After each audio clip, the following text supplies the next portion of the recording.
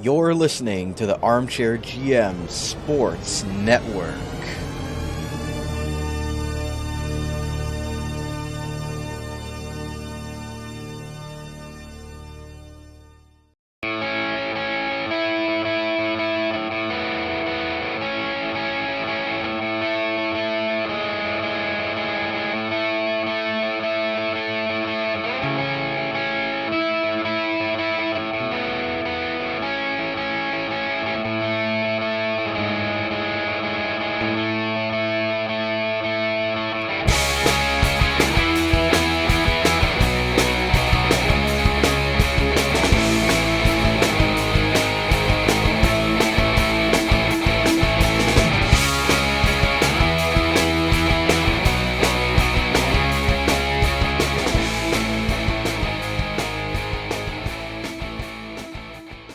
Welcome into another episode of the OHL in 60 podcast. Flying solo today. I'm Reece Doumani. BC, of course, is here if I need it, and but he is in the clouds right now. Colin Ward is off today and feeling under the weather. Kind of his 3-month cycle's probably not the best word, but his flu bug has come back, and he was just feeling under the weather on Monday night when we recorded this. So. He is away today, so I guess I could have also renamed this show to like OHL in 30 because it will be shorter. It will be a shorter episode. We're gonna go 30 minutes with this, maybe a little bit longer depending on how we go. But that's what we're looking at for this week's edition of the OHL in 60 podcast. We're gonna shorten it to 30 minutes or so. So thank you so much for tuning in, whether you're watching us on YouTube on the Armchair GM Sports Network, whether you're listening to us on your favorite podcast platform. We do really appreciate it, as always.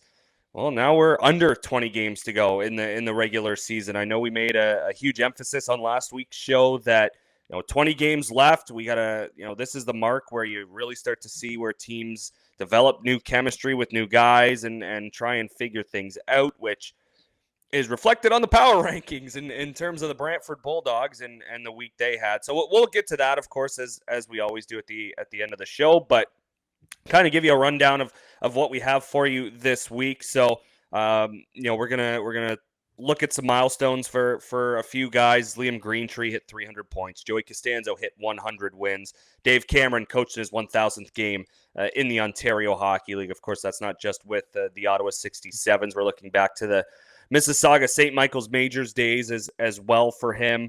The OHLers at the Olympics, with those getting underway this past Friday. Well, really last Wednesday before the opening ceremonies. Did anyone else find that weird? BC, was that weird? They started before the opening ceremonies. I know there's a lot to get done, but I don't know. That kind of seemed weird to me. I don't know.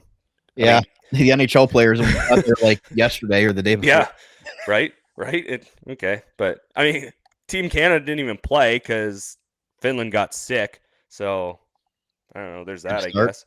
But yeah, good start, right? That's what I thought. So we'll touch on that. Players of the week, of course, that were announced on Monday, and the OHL power rankings, as always, to wrap up the show. But before we get started, some paperwork to go through. I shouldn't say paperwork. That's the wrong way to go with it. But in terms of us, being in the sports media industry and having a podcast and media passes, we have to talk about the godfather of sports in London and Pete James passing away last week at the age of 89. Funny, BC, kind of a local connection here for Pete James, obviously beginning the career in St. Catharines before becoming the sports director at CFPL in London for a quarter of a century. So, part of the London Knights organization. Of course, his banner is up at Canada Life Place. He was a radio color commentator alongside Mike Stubbs. He retired, of course, in 2010. But, the career of Pete James, and I'm reading this from the OHL website. If you haven't read this article, go ahead and see it on the OHL homepage. It's on the side where all the articles are. But, quote, the career of Pete James is etched in the history of the London Knights Hockey Club. And that was a quote from Mark Hunter, the vice president and general manager of the London Knights. He was and will be remembered as a legend of our game and our community. And he's obviously, like I said, his banner's in the rafters at Canada Life Place. He's honored the Western University Football Wall of Champions. He's part of the London Sports Hall of Fame, which he was elected to in 2009. So, condolences to his family, survived by his wife of 56 years, Carmen, children Nicole, Joe, grandchildren Luca, and Olivia. So, that was a little tough, and I can't really echo what Colin would have to say. Again, growing up a Knights fan, he probably knows way more about Pete James than I do. I saw him every time I went to Canada Life Place or Budweiser Gardens at the time. Never had a conversation with him, but I don't think I saw a frown on his face ever. I don't think, there was not a time that he was angry or upset at anybody. Just he was chill. He had a smile on his face, whoever he was talking to when I saw him. And Brandon, whether you've had some exchanges with him or not, that's a huge loss for the media business and for the London Knights in the city of London.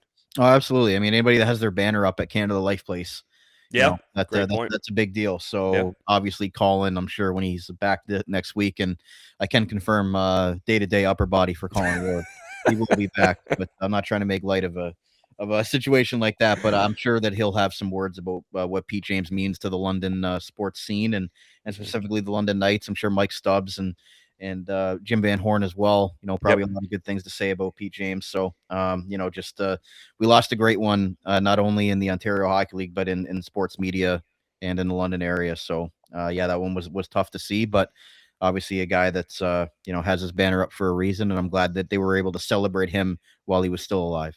1937 to 2026. Pete James is going to be missed around London for sure and around the OHL community. So that was pretty tough. And I mean, speaking of guys who have banners at the top of arenas, another legend in the OHL media community, Don Cameron, obviously left us a little while ago, but the Potato Night lives on. For anyone in the Kitchener area, surrounding cities, the 29th annual Don Cameron Potato Night taking place tonight. London Knights are in town, so that's kind of fitting, I guess. Two Midwestern division rivals. And I think if you have a Mount Rushmore of OHL media members throughout history, Don Cameron 1, Pete James 2, Jimmy Gilchrist probably up there also. I'm sure we could think of a couple more names that are deserving of that also, but the 29th annual Don Cameron Potato Night in support of the House of Friendship taking place tonight, like I said, February 10th, with the London Knights in town. So that's a pretty cool thing that the Kitchener Rangers have kept up, and the tradition of that is one that you always think about when the Kitchener Rangers schedule comes out. You think, okay, when's Potato Night? When can we bring our sacks of potatoes to the Odd? And not that we need any reason to remember how good Don Cameron was at what he did, but just another reason why he was awesome and at what he did, not only for radio, media, whatever the case might be, the ears of Rangers fans, but also the community in Kitchener, Waterloo, and Cambridge. That's a pretty cool night that the Rangers keep putting on every single year. I was joking before we started that, and it's a good thing because they're playing London, because that probably would have gotten dangerous. But it's not like teddy bear toss where they're throwing potatoes onto the ice, because I'm sure some of them would probably be directed towards the London bench. But obviously a great initiative there. And Don Cameron, we talk about him a lot on the show, and a legacy worth talking about. So I'm sure Mike Farwell and then those guys in Kitchener have a lot of great stories about Don as well. Yeah. He I still remember, because at my grandparents' house when they lived in Cambridge, they had Bell, so Rogers TV was not an option. We did not get Rangers games on TV, so the only radio that they had was hanging from the bottom of their cabinets in the kitchen. So you pull up a dining room chair, you sit in the kitchen, maybe you're snacking on some cookies or something, or hot chocolate, I don't know, whatever the case might be, on a cold night in the winter, and you got Don Cameron on the radio. And I did that a number of times when I was a kid, so that was always a fun memory of listening to him. But continuing in the Western Conference, Liam Greentree, yes, that is a different logo than you're used to seeing next to the Spitfire one for Greentree. He is a member of the New York Rangers organization now, after being acquired in the Artemi Panarin sweepstakes, which Rangers need better PR to tell people that they can't ask Greentree about being traded is a little stupid. This guy wants to be a professional hockey player. He's going to be asked about it one day. Not that he has a huge perspective on it. I mean, original 6 team, chance to play at Madison Square Garden as your home barn. That's cool.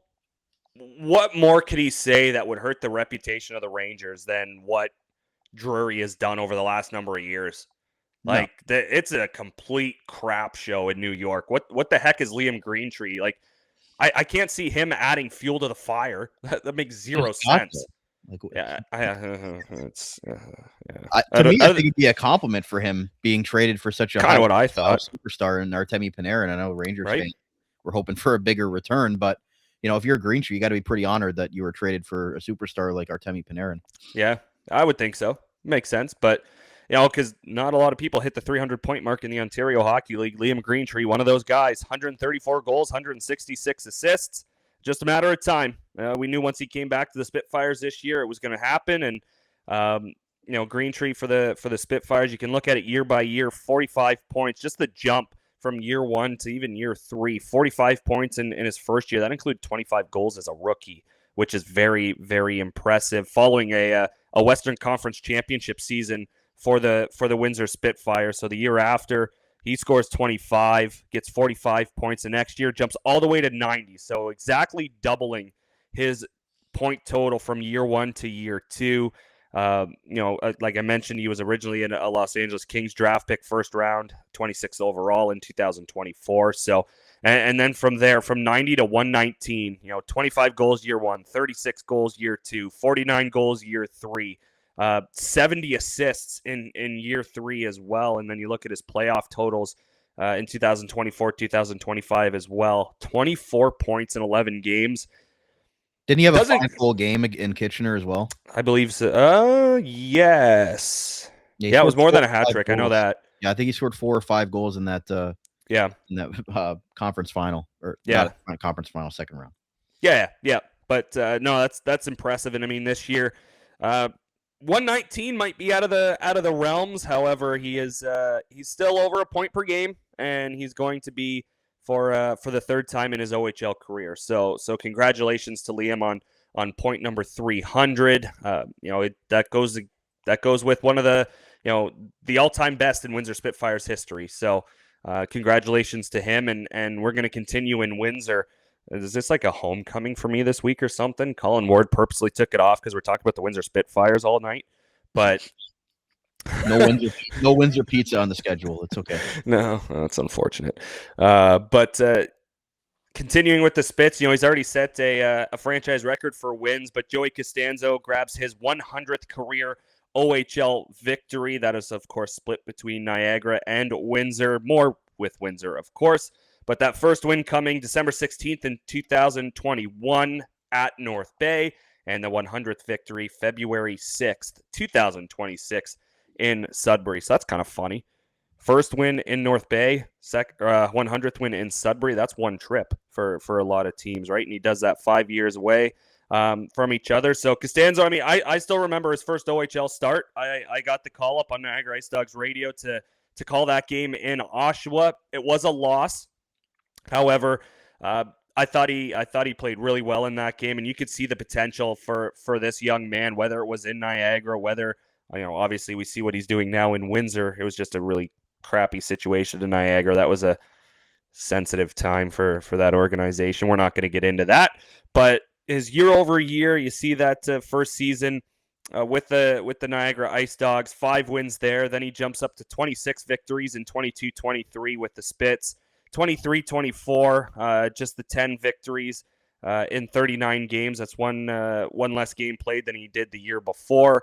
But also that's a Spits team that wasn't necessarily awesome. So, it's not to say that his numbers were expected to be bad, but I think when you look at his standards and kind of the bar he's set for himself, 10, 23, 2, and 1, 509, and then an 855. As your save percentage, you're kind of wondering about the future of this young man. if he's going to be a Spitfire, if he's going to be, moving on elsewhere, are they going to keep him around? You kind of get those questions in your head. And then you look at the bounce back year in 24-25 when he really took the helm as the number one, 34-10, 3-1, 294 goals against average, a save percentage of .892. And then he's just carried it on this year with 37 games played, 214 goals against average, 909 save percentage, 25-8-3 and 0. I don't know what else we could say about this Brandon. He's already, like I said, he already set the franchise record in wins for the Spitfires, passing some really elite names and elite talent in Windsor Spitfires history. You think of Michael DiPietro winning a Memorial Cup for the Spitfires. Andrew Angeles was a goaltender there. Grubauer, a goaltender for the Spitfires too. Matt Onishka, which I had a chance to watch him in his university game this past week at Brock University. He might have got lit up. Unfortunately, Brock won that game 5-1, I believe it was. So very unfortunate for him, but still a guy that took the Spitfires to the Ontario Hockey League Championship Series in 2022. So that's elite company for Joey Costanzo. Congratulations to him. Again, I still remember that first game for him in Oshawa where he looked like the nervous kid that you expected in his debut. The shots towards his glove that were in and out just because of the nerves. But as you get into the second and third, he really gave the Ice Dogs a chance to win that game. And unfortunately, they didn't. However, I don't think he cares at this point, getting 100 career victories in the Ontario Hockey League. So congratulations to Joey Costanzo, as the Spitfires just making a ton of headlines this week. No, for sure. And seeing him with facial hair in that picture on YouTube just makes me feel old, because I remember him coming in as a young 16-year-old player. Yep. I remember the GM at the time said he was the best 2005 born goaltender in the world. So again, he's maybe, I don't know if that's something that he wants to have on his resume, but he's definitely, improved year after year. And you got to think, being an undrafted guy, either a commitment for an NCAA program or a pro contract for sure is coming his way, because Costanzo's really earned it. He's grinded away, and it's great to see him, earn those accolades now in Windsor. I think he was the highest picked goalie in Ice Dogs history at that time too. You think about, is that second round? I think, he went higher than Steven Dillon for sure. Nedeljkovic was a trade. Brent Moran was not that high. Geez, I'm kind of dating myself right here. Mark Vizentine, I don't even think was a second round pick. I'm pretty sure he was the highest picked goaltender in Ice Dogs history at that time. Again, if I'm wrong, somebody tell me. Reece, you got lucky this week. You got to talk about Windsor and Niagara. I know. There's probably going to be nothing Brantford in here except when we get to the power rankings. That's okay. Yeah, we'll be all right. Talk enough Brantford on Dogcast. So Great point. Yeah, if you want to hear that, Bulldogs Audio Network for the new episode. But again, congratulations to Joey. That's really cool. And we're going to continue with it. Now to the Eastern Conference, though. We'll step away from the West for just a moment here. Dave Cameron, almost said Don Cameron, close enough. In names, I guess, and initials. But Dave Cameron, game number 1,000 behind the bench for the Ottawa 67s, and I mean that as in his 1,000th game was coached behind the 67s bench. It wasn't all obviously with the 67s, but nonetheless, Dave Cameron hitting that milestone, and you think of just the names that he joins in that mix. Brian Kilray, obviously the great 67s head coach, Bert Templeton, Stan Butler, George Burnett, Dale Hunter, Larry Mavety, Marty Williamson, and Dave Cameron, the most recent one to hit 1,000. He's 88 away from Marty Williamson, and then it's a pretty big jump up to 15-14 for Larry Mavety. So, his coaching career began essentially the season I was born. Well, I was born in 98, July of 98, so the season would have ended. But started in 97, 98. He has a record of 536, 357, 61, and 45. I already mentioned, that he was a member of the, Mississauga coaching staff. So Ottawa, Mississauga, the Toronto St. Michael's Majors, Sioux Greyhounds as well. Congratulations to Dave Cameron. His name's going to be back in Coach of the Year conversations for sure this season with the 67s, and just to think of what he's done, I making me look stupid. I had Ottawa not making the playoffs this year. I didn't think they had a shot to do anything. I thought it was a little bit of a failure to not move Pinelli last year, because I thought that was, at the time, the right thing to do for them, and get a nice return, get a nice haul for the future ahead. But he stays a 67. He graduates as a 67. And everything's worked out. So I look stupid, and everyone in Ottawa loves it because they are in second place in the Ontario Hockey League, and Dave Cameron is a huge part of that. So congratulations to him. Congratulations to his family. I know it's a big adventure, big sacrifice for his family to be a part of it. Obviously, he had time in the NHL too. So just a cool milestone to get to. The 1,000 on the back of the 67's jersey also, I think, puts a nice added touch, or a nice bonus, nice bow on top of everything for Dave Cameron. So congratulations to him. All right. The Olympics. It's going to be are going on right now. Yeah, it doesn't sound like anyone's sick on the men's side, so I think we're going to be okay. But first game on Friday, or Thursday, excuse me. Yep. First game on Thursday. Funny enough, against Czechia. I know that's more of a World Junior issue than like men's issue, but just kind of funny the way that worked out. So you look at some of the OHL alumni, or you could say CHL alumni, but that are on all of these teams. Team Canada specifically: Bo Horvat, Connor McDavid, Drew Doughty, Jordan Binnington, Mitch Marner, Nick Suzuki, Sam Bennett, Thomas Harley. Tom Wilson, shout out to the Plymouth Whalers. But, and we can talk about Canada all we want. Do we want Canada to win? Yes. Do I think Canada's going to win? Yes. Sorry to any of our American listeners out there, but it's hard to argue with McDavid, Crosby, and McKinnon. It's my personal opinion. But just around the world, Olli Mata, a member of Team Finland, Nicholas Jensen on Denmark, or is that Norway? No, that's Denmark. I'm stupid. Ignore me. Mikkel Agard, former Ice Dog. Watched him for half a season or so in the 15-16 year. Dominic Cahoon, part of Germany. I already mentioned Philip Grubauer. He'll be on Team Germany as well. Toby Reeder on the German squad. Gabriel Landeskog, Rasmus Andersson, Ricard Raquel, member of Team Sweden, and then the Americans: JT Miller, Matthew Tkachuk, Vincent Trocheck also.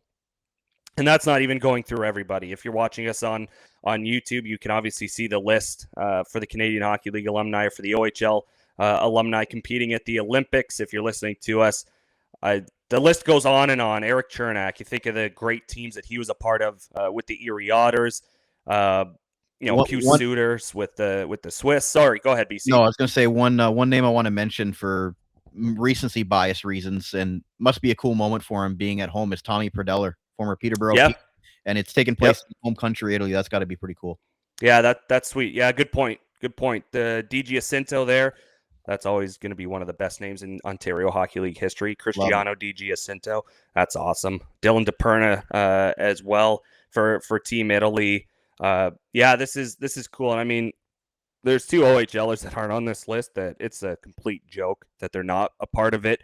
That's Alex DeBrincat, former Erie Otter, Detroit Red Wing now. Jason Robertson, former Kingston Frontenac, former Niagara Ice Dog, of course, a member of the Dallas Stars.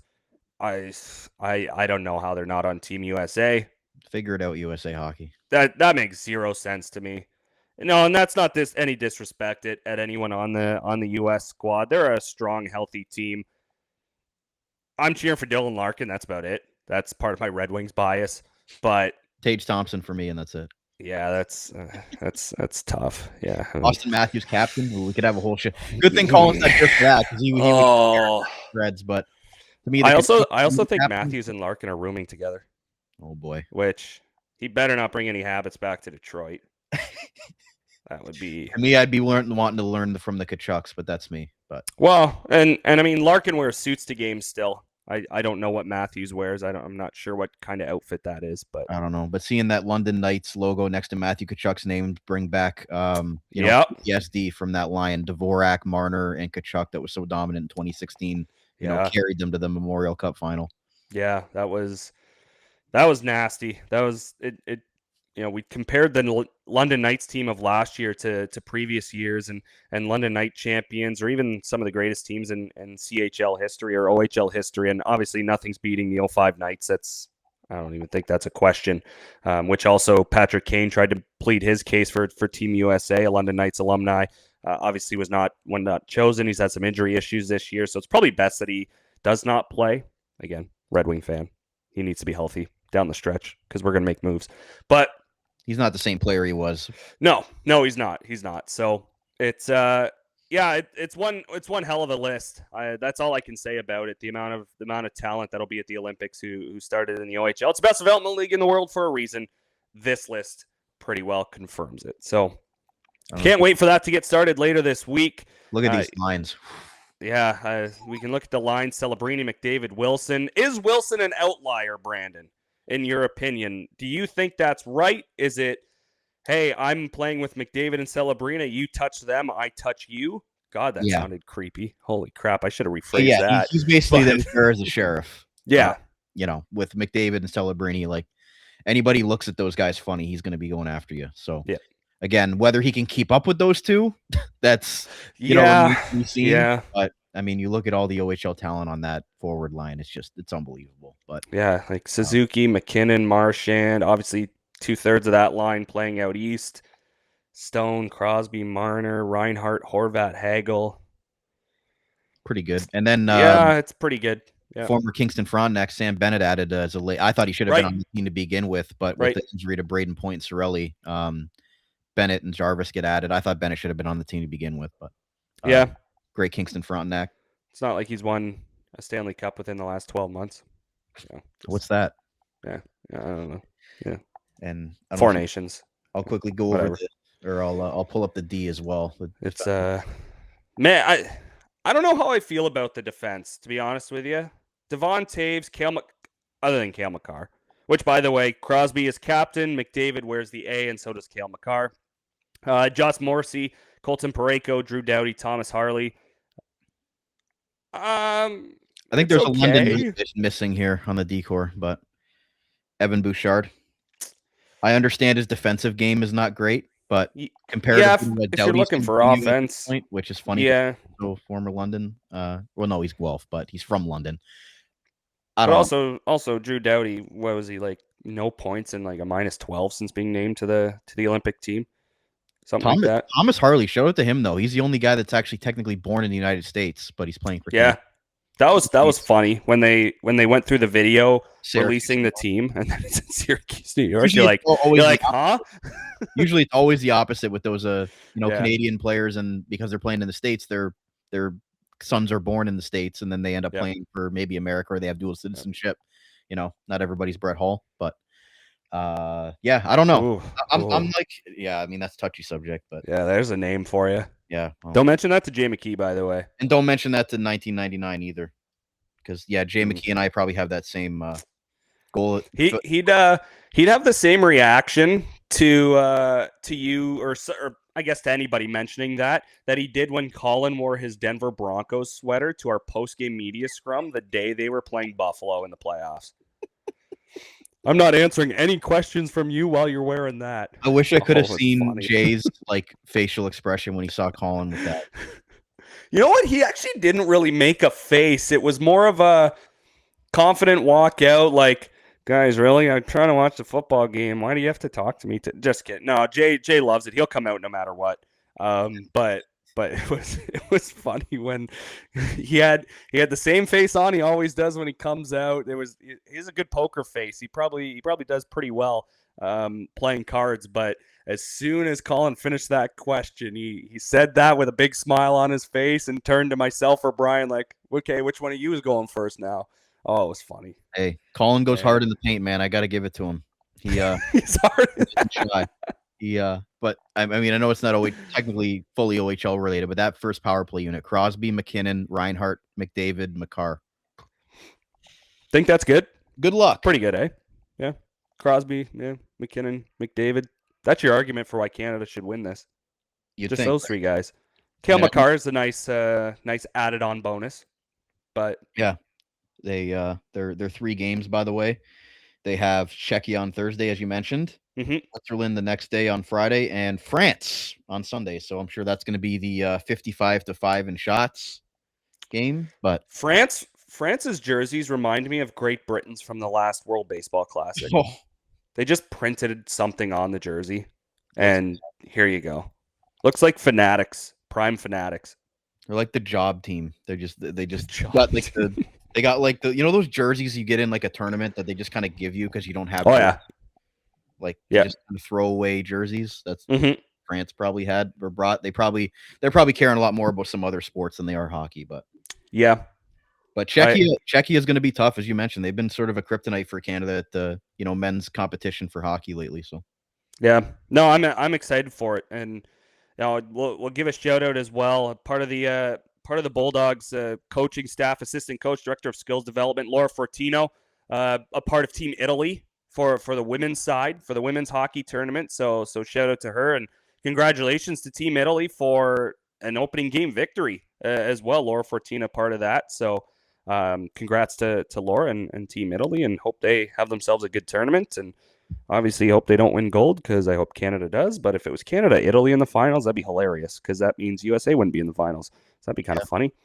But Logan Thompson, Jordan Binnington, obviously an OHL grad. Thompson, close to home for us. Brock Badger, yeah, for sure. Put them on the map.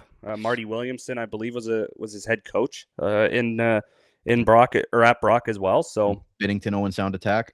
Yep. Won them an OHL championship, and I guess I kind of could have stayed in Mississauga. It's not that far, but Mem Cup was there. So Thomas Mississauga. Yeah. So I think Thompson's the starter, but I also heard a good point by Sam Cosentino on Sportsnet on Monday that look at St. Louis's defense compared to Canada's. He thinks that has a big part in why Binnington kind of sucks this year and why his numbers aren't awesome, which valid. But Logan Thompson, I think, should be the number one, just my personal opinion. And we'll see what happens Thursday against Czechia. But I'm excited. I know you are as well, Brandon. Let's just get it going. Let's get it rolling. It's been way too long. 2014 is way too long. Let's get her started. It's wild to think this is probably Crosby's last Olympic Games. So yeah, I was gonna say I'm glad we were able to get one in with one time for Crosby, and especially it's almost like a coming of three generational talents coming together. You think of Crosby, McDavid, Celebrini. Like, it's really cool to be able to have those three playing together. Great point. I feel bad for Ovechkin, but obviously Russia did what they did, and we're not going to get political on the show, but it would have been cool to see those guys get a chance as well. But it also doesn't help that half the Russian athletes are doping. But discussion for another day. I mean, we can talk about the war all we want. Yeah, that's got a big deal. But like, how many times have Russian athletes been caught doping? It's kind of just as bad.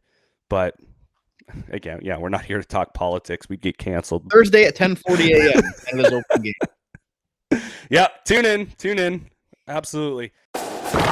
Butt ends are hockey stick grips, specifically for the top of the stick, designed to replace traditional clock tape. They're made of rubber and offer a more consistent and comfortable grip than tape, aiming to improve performance and reduce slippage. Butt ends are an alternative to regular stick tape that provide enhanced grip and comfort, are durable, reusable, and consistent, with the ability to reduce vibration. The grips are available in a variety of styles, designs, colors, and even have options for specific player names. At Butt Ends, they are committed to providing the world's highest quality stick grips and continue to bring new technology and ideas with each new grip design, regardless of sport. Alex Petrangelo, Akil Thomas, Max Domi, Aiden Hill, and Tim Stutzla are just a name of few who have proudly used Butt Ends for peak performance at the NHL level. Check them out at buttendswithaz.com and use our referral code buttends.com/discount/armchairgm to get 10% off your order as part of our community. Engineered for greatness and performance. Butt Ends, the #1 grip in hockey. Fourth Wall is the official merchandise supplier of the Armchair GM Sports Network. Our user-friendly site is print to order with no minimum items or inventory needed, shipped right to your doorstep safely and efficiently from the North American warehouse. All of our logos are available to supporters, listeners, and viewers can have the best variety available to them for their swag preferences. All items are priced as low as possible, allowing everybody who wants to support our business with the opportunity to do so, receiving quality and comfortable products in return. Shop today at fourthwall.com with the direct link to our Armchair merch store in the description of all episodes and in the bio of all of our social media accounts. Become an Armchair GM today with Fourth Wall. You're listening to the Armchair GM Sports Network.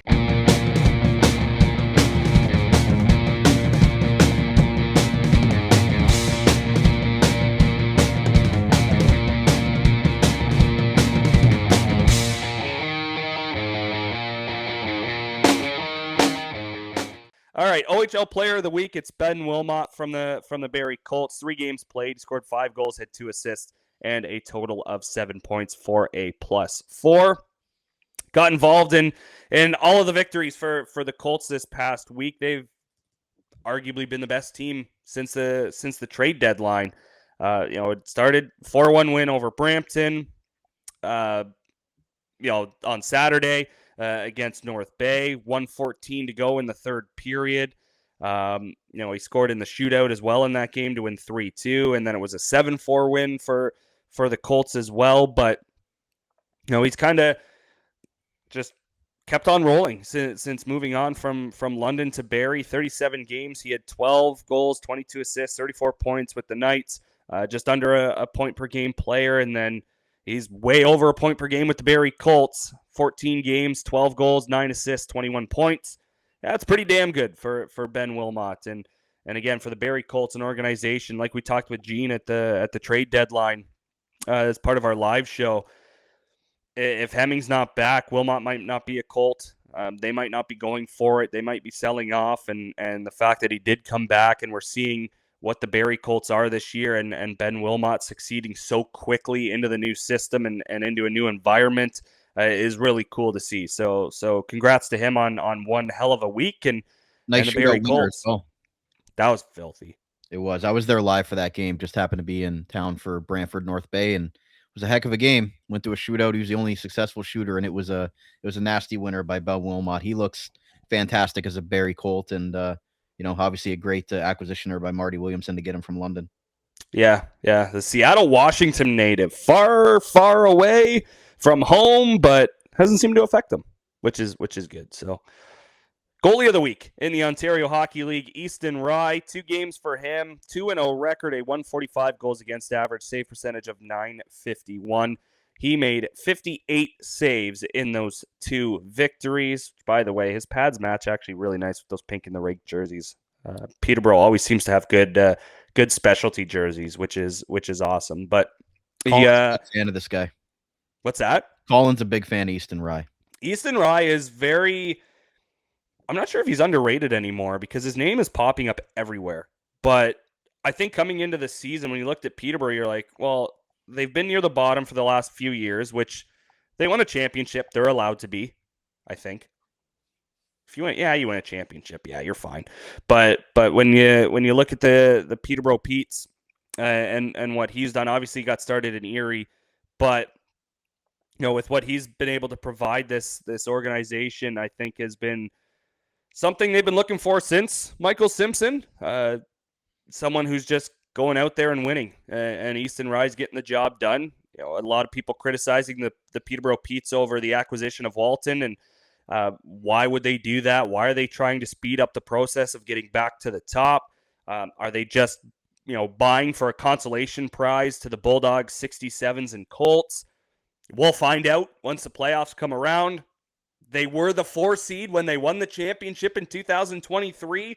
Now a much better roster in 2023 than they have this year, but a move that maybe wins them a playoff series and gets them into a second round, gets them a couple more playoff games at home in round number 2. Who knows what the reasoning is? I know just whatever matchup they're in, whether it's 4-5, whether they take a tumble, drop to 6, I don't see that happening. But if that's the case, they'll be a tough out, whether it's North Bay the opponent, whether it's Niagara the opponent. I know Kingston is starting to try and group themselves in with those other 3 teams. We'll see if they can keep up that pace. But Easton Rye is going to start every playoff game, that's for sure. And he has been really, really good for the Peterborough Petes this season. So Peterborough boy, too. Yeah, that's nice. That's really cool when you can have a hometown kid kind of showing off for everyone else, or showing off for the town and saying, hey, Peterborough can develop in the minor hockey system. So take a look. And it's actually a week for the goalies. When you look at these honors, OHL Rookie of the Week, we're sticking in the crease. 2 games. Kale Osipenko, 2-0, 195 goals against average, which, by the way, Lee Cunningham probably has a lot of fun saying Osipenko. Like, I can just imagine it now on the radio. The voice of the Sarnia Sting, Lee Cunningham, does a phenomenal job. He probably has a lot of fun saying this name. But sure. 195 goals against average, save percentage of .943, 66 saves for the Sarnia Sting. That's a couple of huge victories for them. They would like to not miss the playoffs again, so that's a huge weekend. They're going to have to pile up a few of these to make sure they get in and stay there, but it's at least a good start with just under 20 games to go in the season. Good for him. Good for a young man to get his foot wet a little bit more with the Sarnia Sting. Yep. I don't got anything else to add to that, so. All good. I want to give you a shot, BC. In the GOHL, and he was also named one of the GOHL Players of the Week, but prospect of the week from the LaSalle Vipers, Jake Windbeal. He is a prospect of the Windsor Spitfires, much like a lot of the LaSalle Vipers. What members. A logo that is. What a what? What a logo. Man, I kind of hate it. I'm not a fan. I don't want to rip on them, but it looks like one of those when you're playing Chell and you got create a team logos. Yep. Agreed. Yeah, I'm with you. It's basic. Yeah, that's kind of Windsor area. Although I've been told my dad's from Windsor. He says LaSalle hates Windsor. Like legit, that if you live in LaSalle, you hate Windsor. If you live in Windsor, you hate LaSalle. I don't know if that's actually a real thing. He just says that all the time. I don't know. But Jake, 2-0, 1 goals against average, a save percentage of .971. That included a shutout and 66 saves made for the LaSalle Vipers. So congratulations to Jake and the Windsor Spitfires, along with Mr. Newlove, of course, a young man backing up Joey Costanzo. That might be their 1-2 punch next year for the Spitfires at the WFCU Center. Okay. Power rankings. Suspension. Great point. Yep. I totally forgot about that because I didn't have it written down. We talked about that before the show. I didn't write it down, and I look stupid. So Levac gets what we thought, really, when we talked about it on last week's show. I think the extended suspensions that we were speaking of, that included Sam Roberts, of course, and that incident against the Ice Dogs, if that should be 8 to 10. Levac should be 8 to 10, and Levac does get 8 games for his slew foot and then number of punches that were thrown afterwards. So effect, probably not something we want to be known for, but especially in this situation. But it's unfortunate the way it happened because it's a dangerous play. The slew foot plus the punches for good measure. Okay. So, 8 games fits. That makes sense. It fits the crime, and unfortunately for Levac, he's going to have to sit for a number of games, and he won't be back till February 22nd. So, like I said, it kind of fits. And, with Peterborough, it's second week in a row something has happened that the director of player safety has had to have gotten involved because Braden McCallum, I got to phrase this right so it doesn't sound like I'm like legit attacking the guy, and I'm not by any means, but we've seen a baseball swing already this season and what the result of that was. Now, one was to the head. Braden McCallum's was, whether it was directed at the head or not, I don't know. Only one will know is Braden McCallum. But just showing some frustration after he went down. He just essentially turned around, swung his stick at an opposing player. Looked like he caught his back. Not looked like, he did. Catch his back. That is pending review right now in the Ontario Hockey League. BC, I'll ask you, because this is hard to. I don't think you can have this as a one-man discussion. Is it as bad as Dragusica? Do you see a punishment similar to that, or are we looking at an 8 to 10, much like Levac? I don't think anything's going to come close to the Dragusica thing. I can see where you're saying that the comparison there, but I think for McCallum, it's more so going to be in that 8 to 10, maybe 15 game range. Right. Obviously the McCallums, the way they play on the edge. They've been suspended before, I believe, in the league. His brother as well. But again, like nothing major, just typical, hard types of play stuff. But it's hard to see. But I don't think we're going to get to. I don't know if we're calling it Dragusica territory right now, because I don't want to the young man, because obviously you hope, that he gets the help that he needs and comes back and plays next year. But it's a tough situation. But seeing what Levac got, seeing what Roberts got, see what Bolton got, it's been a lot of suspensions the last couple of weeks. I don't know if it's just because it's the dog days of the season, but it's. I don't know. I'm with you. It's not Dragusica like. I totally agree. Obviously, similar motion. People are gonna maybe spin it that way on social media, but yeah, I think if we see an 8 to 10, that's probably accurate. Again, that's where you maybe have the argument: is it as severe as what Levac did, which would make it match the 8 games that he got?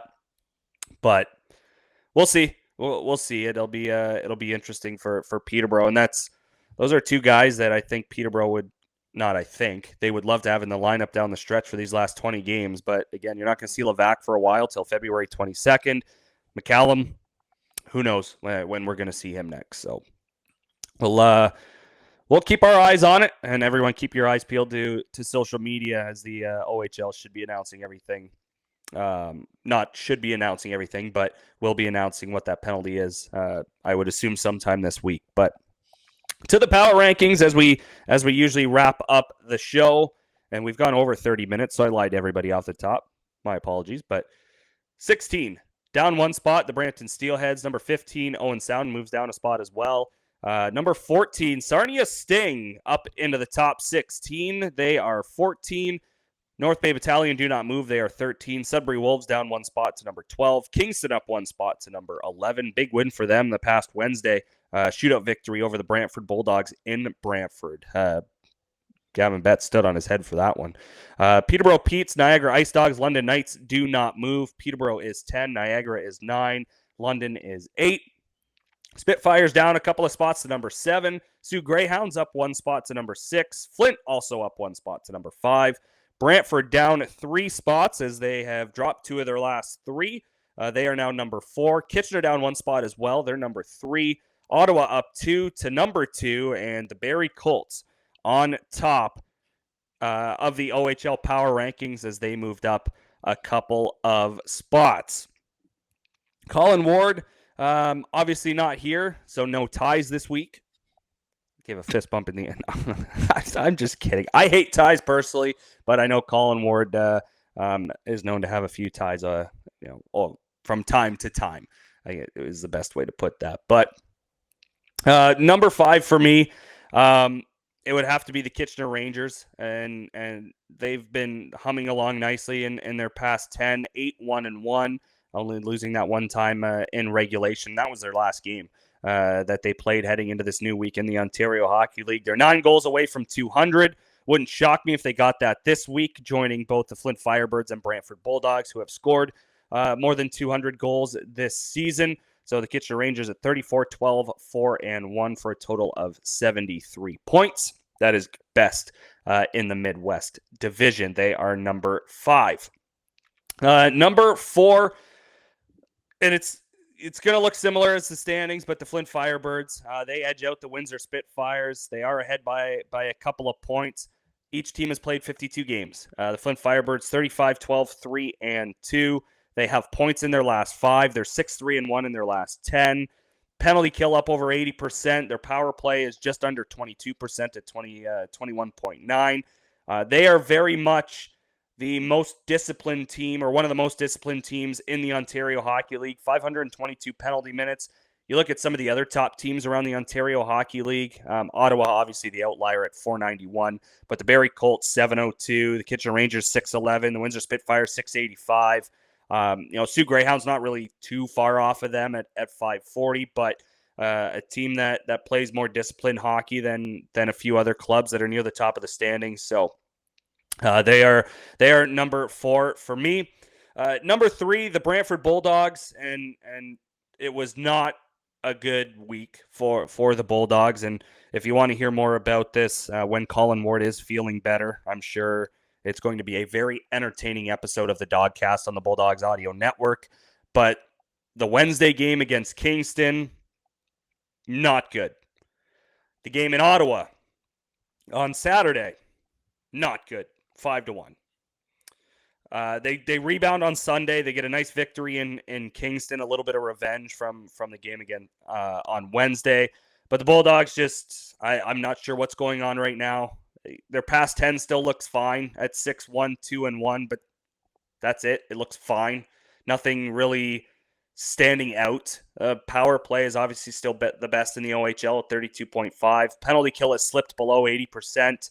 I